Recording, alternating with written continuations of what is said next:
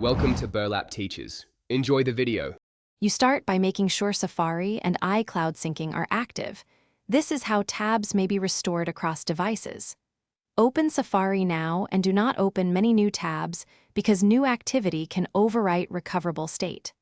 Once done, tap or click the tab's icon and look for Recently Closed or the History menu. You do this first because these built-in lists are the fastest path to recover a full session without backups or restore procedures.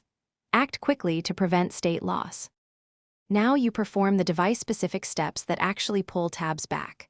On iPhone or iPad, long press the New Tab Plus button or open the tab view and choose Reopen all recently closed to restore many tabs at once. On a Mac, choose History then reopen all windows from last session. This brings back the exact window groups. If you use iCloud syncing, make sure to check the tabs list showing other devices.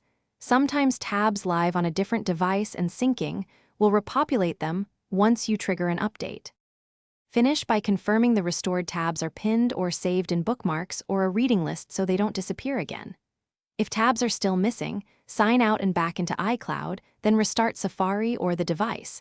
This forces a sync refresh. If that fails, restore from an iCloud backup or, on Mac, use Time Machine to recover Safari state files. One troubleshooting tip: stop browsing aggressively. New activity can overwrite recoverable session data, so be deliberate while you recover. Thanks for watching. Consider subscribing if this video helped you.